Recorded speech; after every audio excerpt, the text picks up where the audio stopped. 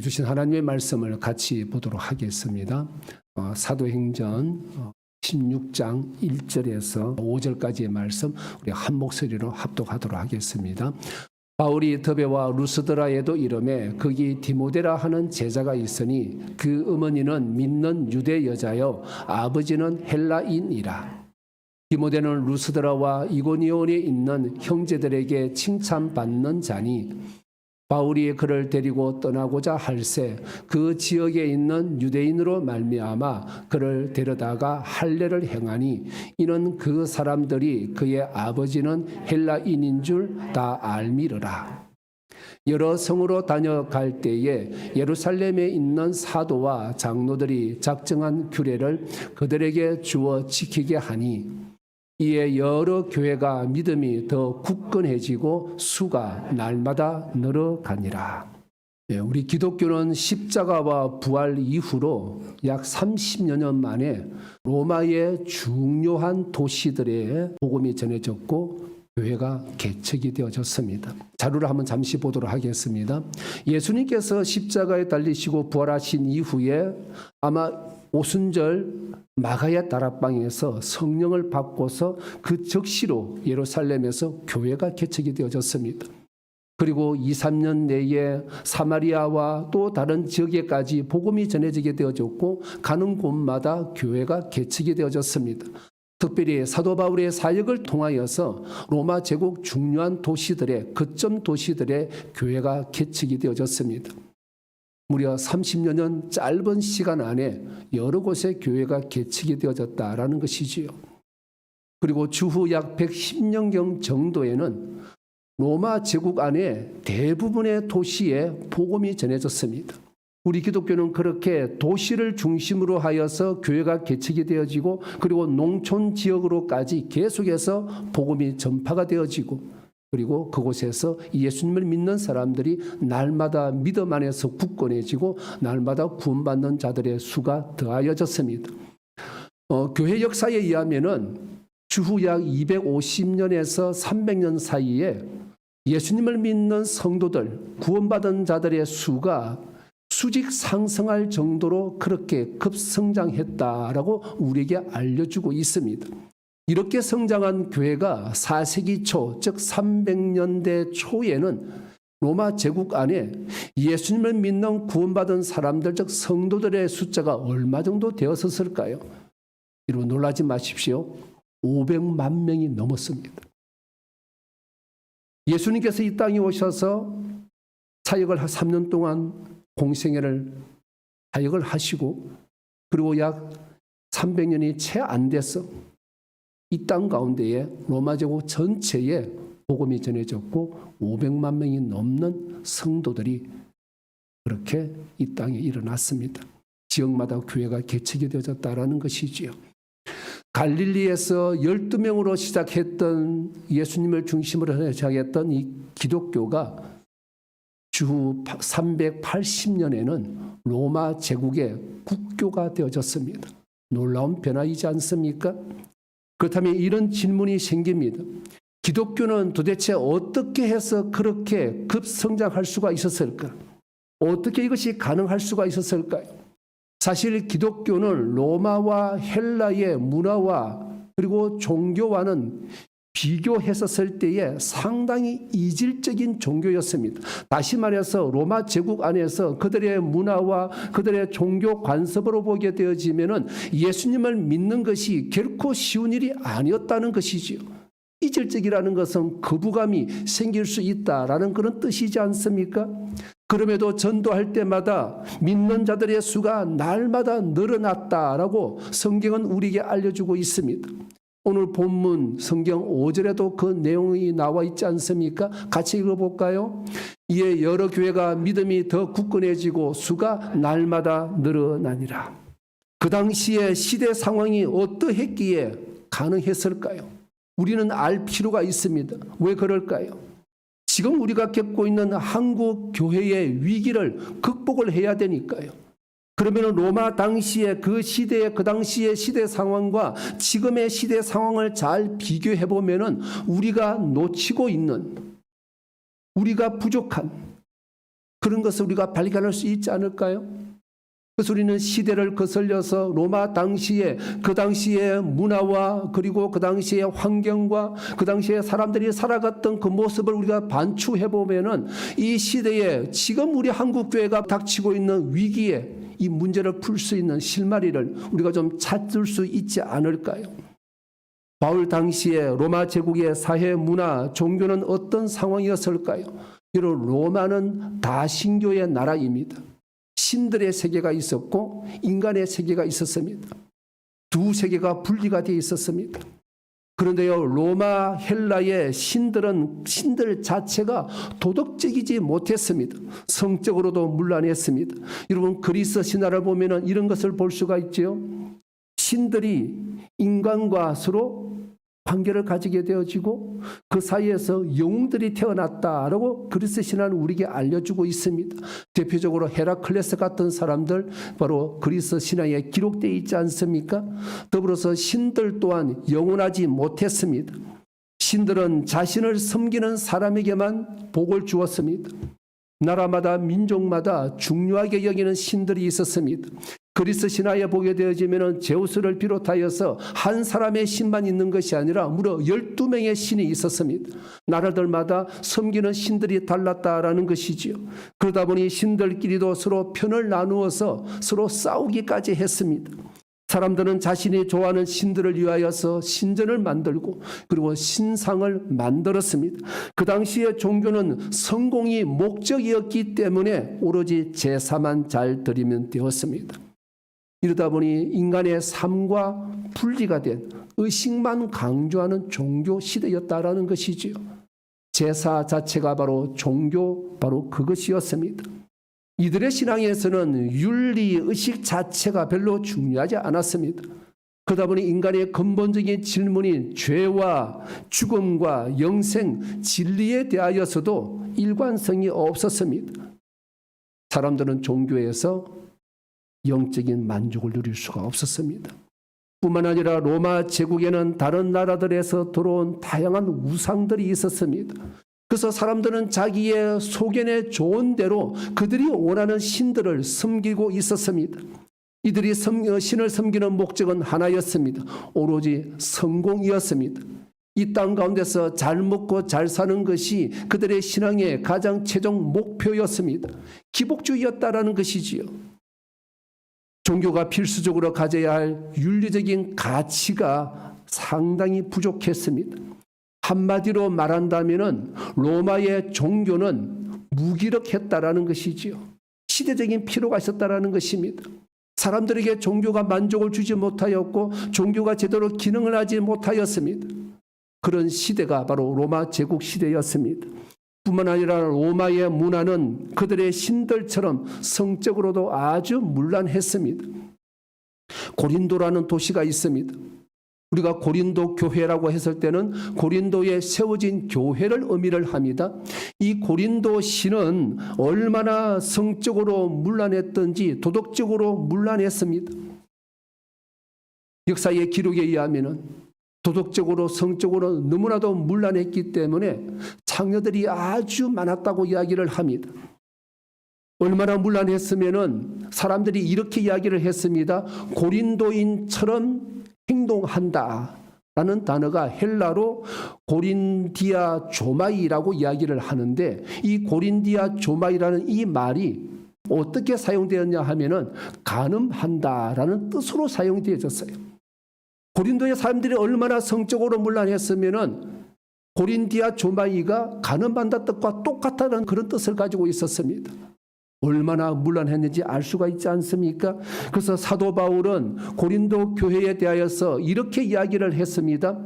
여러분, 고린도 전후서를 읽어보게 되어지면 계속해서 반복되는 이야기가 음행하지 말라, 음행에서 벗어나라, 계속해서 강조하는 사도 바울의 이야기를 들을 수가 있습니다. 고린도전서 5장 1절 앞부분을 같이 읽도록 하겠습니다. 너희 중에 심지어 음행이 있다함을 들으니 그런 음행은 이방인 중에서도 없는 것이라. 고린도 교회도 고린도 사람들의 영향을 받을 수밖에 없었습니다. 그들도 고린도에 함께 살고 있는 세상 사람들과 더불어 살고 있던 바로 성도들이었기 때문에 그렇습니다. 음행하지 말라. 이것이 고린도에 계속해서 강조가 되어졌던 사도 바울의 말씀이었습니다. 이런 로마 제국에서 경제 정의는 힘 있는 자들의 편이었습니다. 로마 제국에는 약 40%의 노예들이 있었습니다.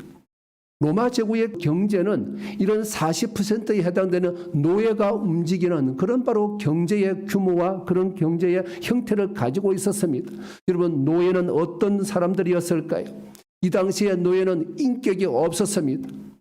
그냥 물건을 사고 파는 것처럼 그런 물건에 불과했습니다.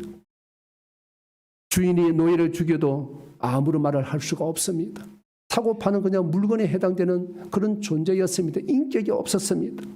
더불어서 사회적인 약자들이 곳곳에서 있었습니다. 로마 제국의 모습이 바로 그런 모습이었습니다. 여러분, 이런 모습을 우리가 상상을 해본다라면은 지금 우리가 살아가고 있는 세상과 별반 차이가 없지 않습니까? 이런 로마 제국에서 기독교는 어떻게 그렇게 급성장할 수 있었을까요? 그 당시에 사람들이 끌릴 수밖에 없는 뭔가 매력이 분명하게 있었기 때문이지 않겠습니까? 초대교회의 매력은 무엇이었을까요? 이 부분에 대하여서 많은 신학자들의 주장들이 있습니다. 하지만 공통적으로 주장하는 것이 있습니다. 한 크게 두 가지로 구분을 해볼 수가 있습니다. 이것들을 우리 통하여서 우리 자신을 되돌아보는 그런 복된 시간이 되었으면 합니다. 첫 번째는 시대적인 필요가 있었습니다. 기독교의 진리와 가치가 그 당시 사람들에게 어필했다라는 것이지요. 이것을 다른 말로 하면은 하나님의 섭리라고 할 수가 있습니다. 하나님의 때가 되어졌다는 것이지요. 로마 제국에서 종교는 무기력했다고 말씀을 드렸습니다. 그러면 그 당시에 사람들 하나님께서는 불쌍히 여기셨습니다. 그래서 이 사람들 또한 복음을 듣고 구원받을 하나님의 때가 되어졌다라는 것입니다. 갈라디아서 4장 4, 5절입니다. 같이 읽겠습니다. 때가 참에 하나님이 그 아들을 보내사 여자에게서 나게 하시고 율법 아래에 나게 하신 것은 율법 아래에 있는 자들을 속량하시고 우리로 아들의 명분을 얻게 하려 하심이라. 아멘이지 않습니까? 그렇습니다. 때가 참에 예수님을 이 땅에 하나님께서는 보내신 것처럼 로마 제국을 통하여서 복음이 전 세계로 전파하실 때가 되었다라는 뜻입니다. 하나님의 구원의 때가 임했다라는 것이지요. 하나님의 섭리가 그 당시에 로마 제국을 통하여서 땅끝까지 주의 복음이 선포가 되어지고 무배성들이 구원받기를 원하는 하나님의 섭리의 때, 바로 그때가 로마 제국의 시대였다라는 것입니다. 그게 두 번째로는 사람들이 기독교의 우월성을 보았기 때문에 그렇습니다. 기독교는 다르구나.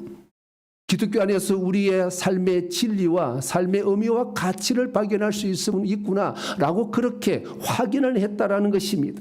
그렇다면 사람들이 보고 경험하였던 우리 기독교의 우월성은 무엇일까요? 그것은 바울의 선교를 통하여서 또한 더불어서 바울이 기록한 성경을 통하여서 우리가 충분히 유추해 볼 수가 있습니다. 예, 몇 가지를 살펴보도록 하겠습니다. 첫째는 명쾌한 구원론의 영향 때문이었습니다. 빌립보 감옥에서 바울이 간수장에게 한 말이 있습니다. 여러분, 이 말씀이 기억나시는지요? 사도행전 16장 31절의 말씀이지 않습니까? 굉장히 중요한, 굉장히 유명한 알려져 있는 말씀입니다. 무엇일까요? 같이 읽어보겠습니다. 주 예수를 믿으라. 그리하면 너와 네 집이 구원을 받으리라. 사람들은 바울을 통하여서 그리고 그 당시의 선교사들을 통하여서 전해진 이 복음을 들었습니다. 주 예수를 믿으라. 그리하면 너와 내 집이 구원을 받으리라. 기독교는 죄와 영생에 대한 답을 간단하고 명료하고 쉽고 그렇게 사람들이 들으면 금방 믿을 수 있도록 간단 쉽고 명료하게 전했습니다.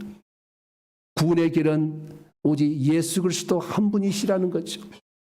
다신교의 수많은 종교의 우상들의 영향을 받았던 사람들, 바울이 전하는 복음을 듣고 사람들은 마음 가운데 시원함을 느꼈습니다. 아, 진리의 길은 하나이구나. 우리가 구원받는 길은 예수 그리스도 그분밖에 없구나. 십자가와 부활을 통하여서 사람들은 인생의 궁극적인 질문에 답을 얻었습니다. 영적인 갈증을 해결했다라는 것이지요. 그래서 누구나 예수님을 믿고 천국에 대한 소망을 가지게 되어졌습니다. 특별히 고통받았던 노예들을 비롯하였던 사회적인 약자들은 복음을 듣고 예수님을 믿고 이 땅이 아니라 내세에 대한 천국에 대한 소망을 가지게 되어졌습니다. 그래서 이 땅 가운데서 삶이 힘들고 어렵고 너무나도 고통스러웠지만 이길 수 있었던 이유는 천국에 대한 소망 때문이었습니다. 순교 앞에서도 죽음 앞에서도 굴하지 아니하고 당당할 수가 있었던 것입니다. 둘째는 기독교는 말씀의 종교라는 것이지요. 그 당시 우상 종교에는 말씀이 없었습니다.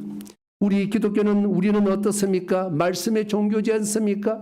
우리에게 말씀이 있기 때문에 우리는 예수님을 믿을 수 있고 하나님이 누구신지를 우리는 알 수가 있습니다. 말씀을 통하여 힘을 얻고 말씀을 통하여 진리를 알고 말씀을 통하여 우리가 하나님의 자녀로서 어떻게 살아가야 되는지를 우리는 알아가고 있지 않습니까? 알 수가 있지 않습니까? 말씀에는 그렇게 능력이 있습니다. 그러기에 우리는 말씀을 읽고 또 말씀을 우리의 삶에 적용해야 됩니다. 그것이 우리 주님께서 주신 명령입니다. 명령이기에 우리는 걸어야 됩니다. 순종을 해야 되는 것이지요. 말씀을 통하여서 우리 주님께서는 이 땅 가운데서 3년 동안 우리에게 주셨던 그 말씀을 성령을 통하여서 깨닫게 해주십니다. 말씀을 읽어야 우리는 깨달음을 얻을 수가 있습니다. 우리 모두가 여러분 금년에는 성경 꼭 일독하시기를 바랍니다. 그래서 금년 연말에 우리 모두가 함께 상을 받고 기뻐하고 즐거워하여 말씀을 통하여서 내 삶이 내 신앙이 이렇게 성숙되어 노나라고 그렇게 간증하는 우리 모두가 될 수 있기를 바랍니다. 셋째로 기독교는 선교하는 종교였습니다. 여러분 참 재미있게도 로마 당시에는 어떤 종교도 선교하지 않았습니다. 전도하지 않았다라는 것이죠. 하지만 기독교는 생명의 복음을 전했습니다. 선교하기 어려운 여건이었지만 순교를 각오하고 대부분 관계 전도를 통하여서 복음이 전해졌습니다. 대놓고 복음 전하면은 핍박받고 박해를 받았으니까요. 그래서 관계 전도를 통하여서 변화된 사람, 바로 그 사람을 보고 일가 친척 이웃들을 보고 계속해서 예수님을 믿고 구원받는 자들의 수가 그렇게 늘어났다라는 것입니다. 넷째는 타 종교와 달리 정기적으로 예배를 드렸습니다. 그 당시에 우상의 종교들은 정기적인 예배가 없었습니다. 자신들이 필요할 때에 신전에 가서 그냥 제사를 드렸어요. 하지만 함께 모여서 주님이 부활하신 날 주일에 모여서 정기적으로 예배를 드렸습니다. 그곳에서 찬양을 통하여서 선포되는 말씀을 통하여서 성경을 알고 하나님을 경험하고 삶의 변화가 일어났습니다. 여러분 우리는 그냥 주일 성수 그냥 그렇게 쉽게 지나갈 수가 있지만 정기적인 예배 즉 주일 성수는 이렇게 중요하다는 것입니다. 내가 아무리 나는 내 혼자서 신앙생활할 수 있다라고 주장하겠지만 여러분 정기적으로 예배를 드리지 아니하면은 우리의 신앙은 계속해서 바닥으로 떨어질 수밖에 없습니다. 그래서 주일 성수를 강조하는 것이죠. 그래야만 우리가 말씀을 제대로 접할 수가 있습니다. 이런 습관화된 관습이 우리 마음속에 몸에 빼어 있어야만이 신앙생활은 그렇게 계속해서 우리는 성장해 나갈 수가 있는 것입니다. 다섯 번째는 선교와 함께 기적이 일어났습니다. 무기력했던 그 당시의 종교와는 달리 하나님의 능력의 역사가 있었습니다. 사도 바울이 가는 곳곳마다 이적이 일어났습니다. 죽은 자가 일어났습니다. 안전병이가 일어나게 되어지고 수많은 질병에서 고침을 받았습니다. 이런 기적은 기독교의 확장의 선교에 크게 역할을 했습니다. 여섯째는 기독교는 삶의 전 영역에서 변화를 일으켰습니다. 어찌 보면 이것이 가장 큰 선교의 역량이었을 것입니다. 예수님을 믿으면 하나같이 삶의 변화가 있었습니다.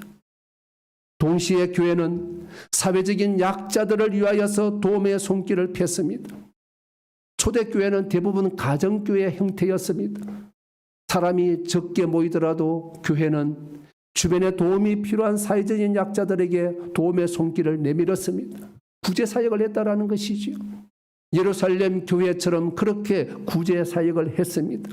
세상은 도덕적으로 문화적으로 무질서했지만 문란했지만 우리 성도들은 달랐습니다. 어디를 가든지 순결한 삶을 살았습니다. 그래서 2세기의 변정가였던 펠릭스라는 사람은 이렇게 말을 했습니다. 같이 읽어볼까요? 우리는 위대한 것을 설교하는 것이 아니라 위대한 것을 살아가고 있습니다. 여러분 동의가 되십니까? 입으로만 말로만 하는 우리의 신앙이 아니라 행동하는 신앙이었다라는 것입니다. 말의 잔치만 무성한 것이 아니라 선포하고 그 말씀을 살아내는 믿음의 역사가 있었다는 것입니다. 우리가 알고 있는 복음은 위대한 것입니다.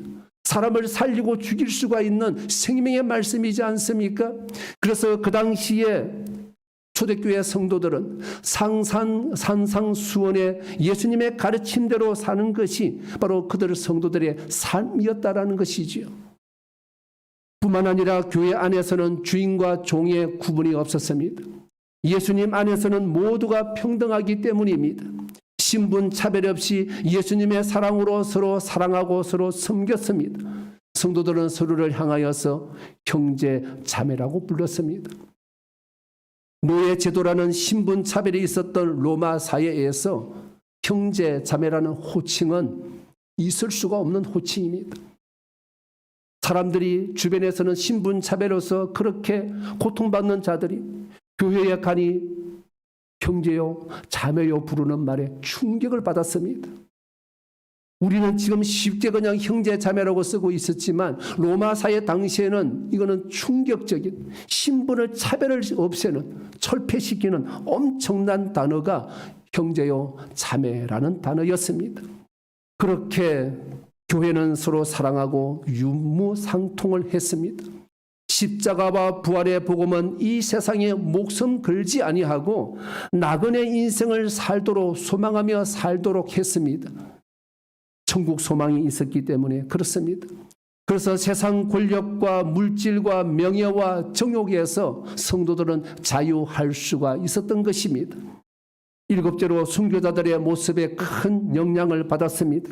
특별히 여성도들의 태도는 공개적으로 많은 사람들에게 감동을 주었다라고 역사는 기록하고 있습니다. 이들은 죽음 앞에서도 침착하고 품위 있게 행동을 했습니다. 고문 앞에서도 냉정함을 잃지를 않았습니다. 여러분 대부분의 사람들은 고문을 당하게 되어지면은 다 두려워서 떱니다.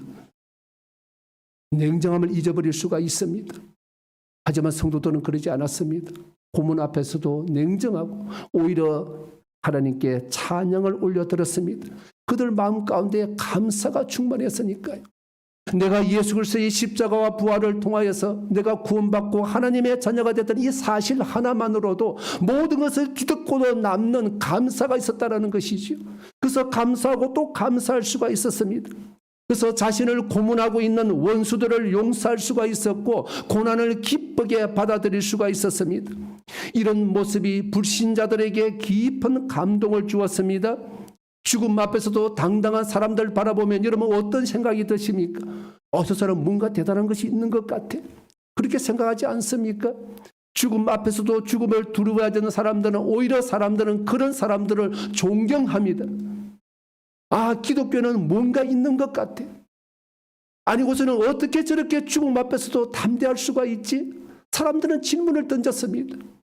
그래서 그들이 십자가에서 죽어갈 때마다 그리고 경기장 안에서 사자들의 밥이 될 때마다 십자가에 달린 채 불에 타서 화형을 당할 때마다 성도들이 고통하면은 사람들은 함께 고통하고 함께 울고 그렇게 사람들이 동질이 되어졌다라는 것입니다. 그러니 영향을 안 받을 수가 있겠습니까? 순교자들의 모습을 보고 수많은 사람들이 예수님을 믿게 되었다라는 기록이 우리 기독교 역사에 너무나도 많이 있습니다. 무슨 말입니까? 박해와 순교가 오히려 예수님을 믿게 만드는 촉진제가 되어졌다라는 것입니다. 우리 기독교는 여러분 순교의 피에 세워진 우리들은 바로 종교입니다. 수많은 사람들이 순교 가운데서도 의연하게 대처하는 그 모습을 보고 많은 사람들이 바로 예수님께로 돌아왔습니다. 죽음 앞에서도 성도들은 천국을 바라보고 찬송을 불렀습니다. 이런 모습이 교회의 폭발적인 성장을 가져왔다는 것입니다. 삶에 지쳐서 어디에서도 참 진리와 인생의 참 의미와 가치를 찾지 못했던 사람들이 교회로 몰려왔습니다. 교회가 이들에게 답을 주었기 때문입니다. 지금 우리 한국의 교회는 어떨까요? 지금 이 땅에 살고 있는 우리의 주변 사람들에게 교회가 답을 주고 있을까요? 복음의 진리는 변하지 않았습니다. 그럼 무엇이 변한 것일까요? 우리가 문제이지 않겠습니까? 하나님께서는 이 복음을 전하는 이 귀한 위대한 역사에 이를 위하여서 바울과 바나바를 부르셨습니다. 여러분 우리 또한 부르셨다는 사실을 잊지 마시기를 바랍니다. 바울과 바나바는 1차 선교 여행에서 방문한 도시들마다 교회를 개척을 했습니다. 2년이 채 안 되는 짧은 기간이었지만 교회마다 장로들 즉 지도자들을 세우도록 하나님께서 은혜를 베풀어 주셨습니다. 14장 23절을 같이 보겠습니다. 각 교회에서 장로들을 택하여 금식 기도하며 그들이 믿는 주께 그들을 위탁하고 지도자를 세울 수가 있었습니다.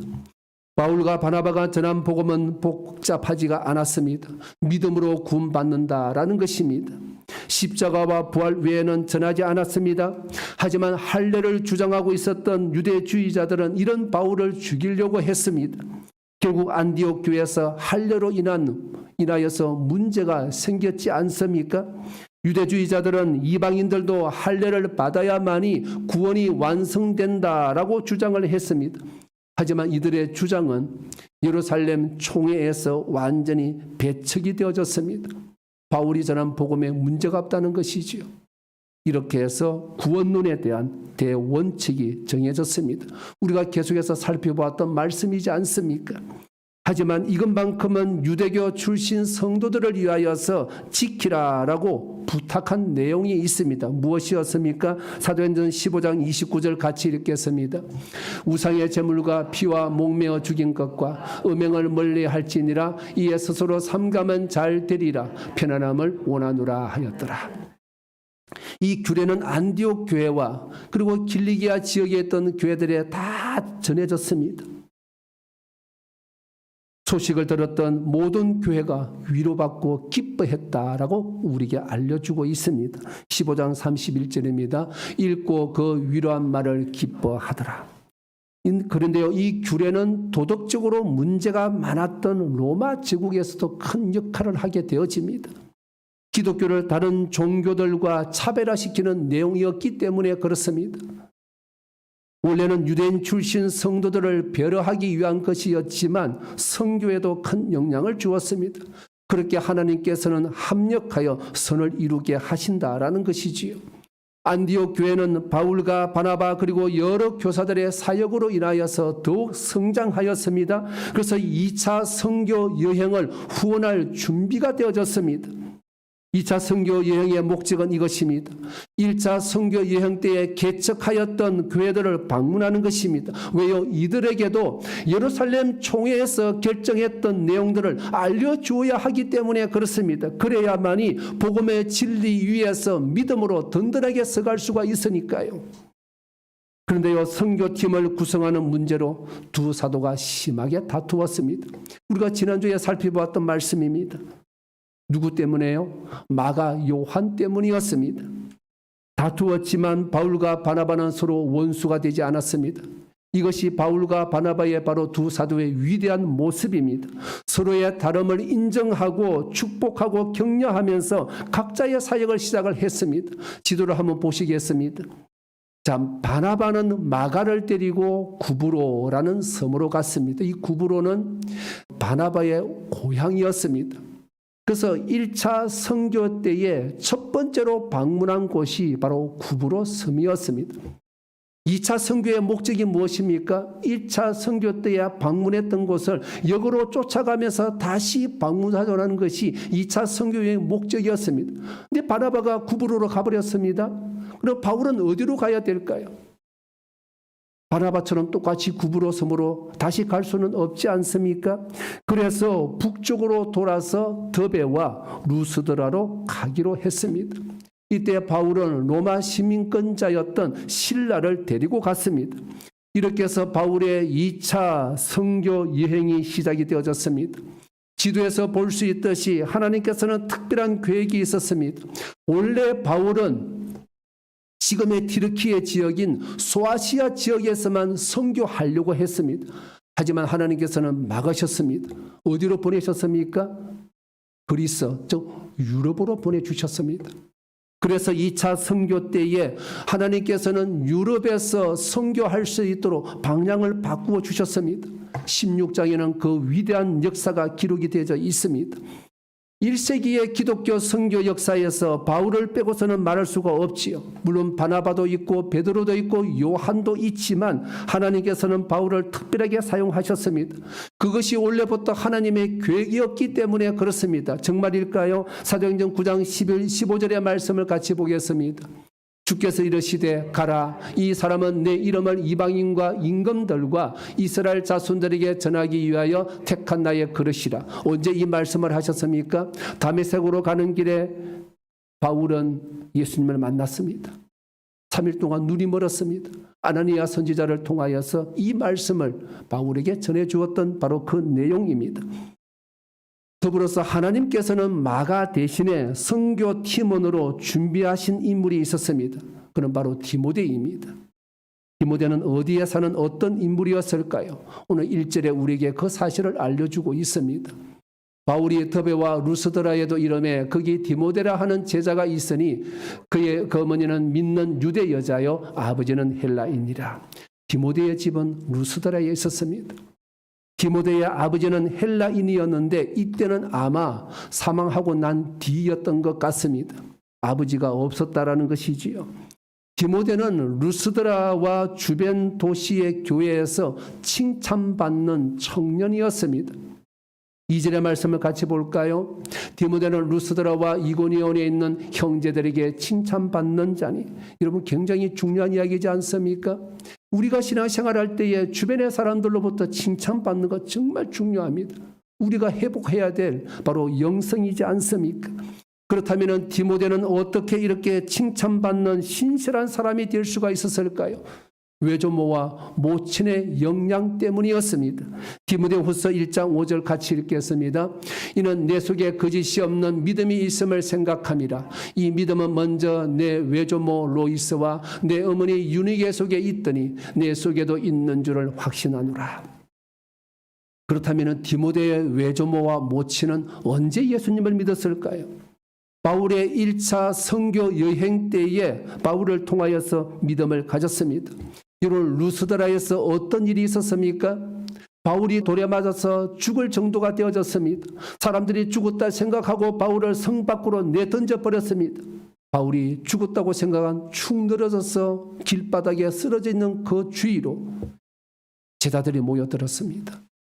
그 제자들 그룹 안에 디모데도 있었고 디모데의 외조모도 있었고 모친도 함께 그 자리에 있었습니다. 디모데후서 3장 11절 같이 보겠습니다. 박해를 받음과 고난과 또한 안디옥과 이고니온과 루스드라에서 당한 일과 어떠한 박해를 받은 것을 내가 과연 보고 알았거니와 주께서 이 모든 것 가운데서 나를 건지셨느니라. 바울이 디모데에게 쓴 편지에 나오는 이야기입니다. 디모데가 다 보았다는 것이지요. 디모데는 바울을 통하여서 순교의 믿음을 배웠습니다. 디모데는 외조모와 모친으로 인하여서 몇 년 사이에 그렇게 신앙이 쑥 자라 있었습니다. 그래서 루스드라와 주변의 모든 교회가 디모데를 칭찬할 수 있었던 것이지요. 그렇습니다. 디모데는 그렇게 준비되어 있었습니다. 선교는 이런 사람을 통하여서 복음의 역사가 만들어지는 것입니다. 바울은 이런 디모데를 마치 아들처럼 여기고 사랑을 했습니다. 그렇게 디모데는 2차 선교 여행의 위대한 여정을 함께 할 수가 있었던 것이지요. 여러분, 그런데요, 바울은 갑자기 디모데에게 할례를 받도록 했습니다. 3절의 말씀을 같이 보겠습니다. 바울이 그를 데리고 떠나고자 할새 그 지역에 있는 유대인으로 말미암아 그를 데려다가 할례를 행하니 이는 그 사람들이 그의 아버지는 헬라인인 줄 다 알미르라. 할례에 대하여서 그렇게 반대했던 바울입니다. 그런데 어떻게 이럴 수가 있을까요? 사실 바울이 할례를 반대했던 것은 율법주의자들, 유대주의자들 때문이었습니다. 이들이 무슨 주장을 했습니까? 할례를 받아야만이 구원받을 수 있다. 즉 할례를 구원의 절대적인 수단으로 주장했기 때문에 그렇습니다. 할례 그 자체가 무슨 문제가 있겠습니까? 할례를 어떻게 받아들이느냐 하는 그것이 문제라는 것입니다. 그렇다면 왜 바울은 디모데가 할례를 받도록 했을까요? 그것은 유대인 전도를 위하여서 걸림돌이 되지 않도록 하기 위해서였습니다. 20절 전반절 말씀 같이 읽겠습니다. 유대인들에게 내가 유대인과 같이 된 것은 유대인들을 얻고자 함이요. 유대인들에게 전도하기 위하여서 디모데가 할례를 받는 것이 유익했습니다. 디모데는 절반은 아버지는 헬라인이요 엄마는 유대인이었습니다. 그래서 디모데가 유대인들에게 복음을 전하려고 하면은 할례가 그들에게 걸림돌이 될 수가 있다라는 것입니다. 그래서 바울은 디모데가 할례를 받도록 했습니다. 무엇을 의미하는 것일까요? 바울은 이방인 선교뿐만 아니라 어디를 가든지 자신의 민족 구원을 위하여서 단 한 번도 포기한 적이 없다는 것이지요. 가는 도시마다 회당에 들어가서 먼저 유대인들에게 복음을 전하고 그리고 또 이방인들에게 복음을 전한 것을 보면 알 수가 있습니다. 이제 선교팀은 하나님이 원하시는 완전체가 되어졌습니다. 바울은 자신의 고향이었던 다소를 거쳐서 더베와 루스드라 그리고 이고니온과 비시디아 안디옥까지 갔습니다. 가는 곳마다 예루살렘 총회에서 결정했던 그 사실을 다 전해주었습니다. 본문 4절의 말씀 같이 보겠습니다. 여러 성으로 다녀갈 때에 예루살렘에 있는 사도와 장로들이 작정한 규례를 그들에게 주어 지키게 하니 교회들은 자신들의 믿음을 확인했습니다. 우리의 믿음이 문제가 없는 것이구나. 그래서 더욱더 든든하게 믿음 가운데서 세워져 갔습니다.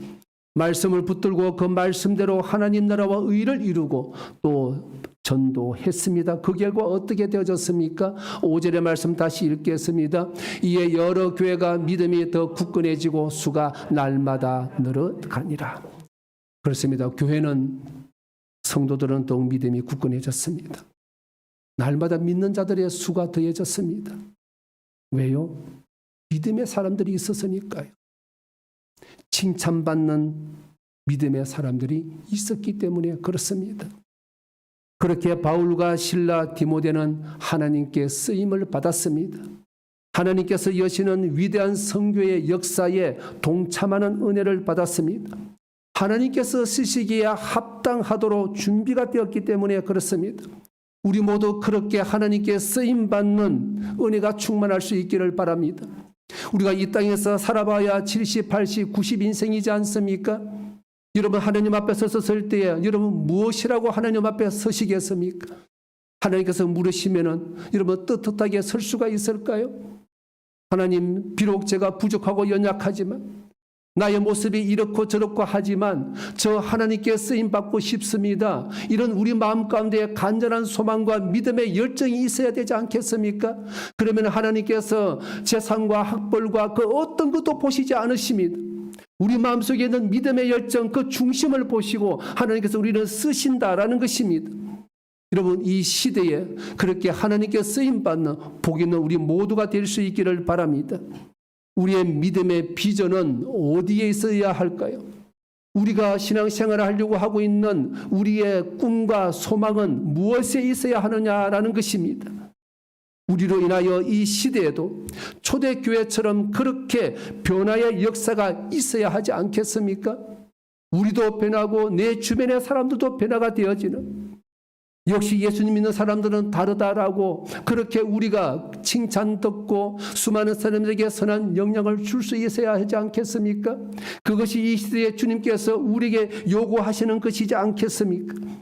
이 시대도 로마 제국 당시에처럼 교회가 그랬던 것처럼 이 시대에도 우리 교회가, 한국의 교회가, 세계의 교회가 다시 한 번 더 세상에 희망이 되어야 하지 않겠습니까? 우리도 동일한 꿈을 꾸어야 하지 않겠습니까? 우리는 어떤 꿈을 꾸어야 될까요? 오늘 우리가 꾸어야 될 그 꿈에 대한 이야기가 나오고 있습니다. 어디에 그 말씀이 있을까요? 오늘 보면 5절의 말씀 우리 다시 한 번 더 큰 목소리로 같이 읽겠습니다. 이에 여러 교회가 믿음이 더 굳건해지고 수가 날마다 늘어가니라. 그래야 우리 주님께서 속히 오십니다. 우리의 신앙의 목표는 종말론적인 신앙입니다.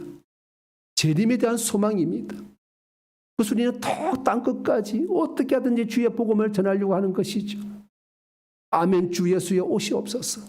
그것이 우리의 신앙 목표가 아닙니까? 그래서 우리 또 전하고 하나님 나라와 의를 이루는 것입니다. 우리가 돈 벌고 열심히 살아가는 이유 어디에 있습니까? 예수님의 재림입니다. 그리고 우리 천국에서 하나님과 영원히 거할 수가 있지 않습니까? 이것이 종말론적인 신앙입니다. 이것이 없으면 우리의 신앙은 그냥 흐지부지해집니다. 물에 물 탄 듯 술에 술 탄 듯 아무런 차이가, 세상 사람들과 차이가 없게 되어집니다. 여러분, 이 꿈을 꿀 준비가 되셨는지요? 우리 모두 번창교회라는 이 한 공동체 안에서 같이 꿈을 꾸었으면 좋겠습니다.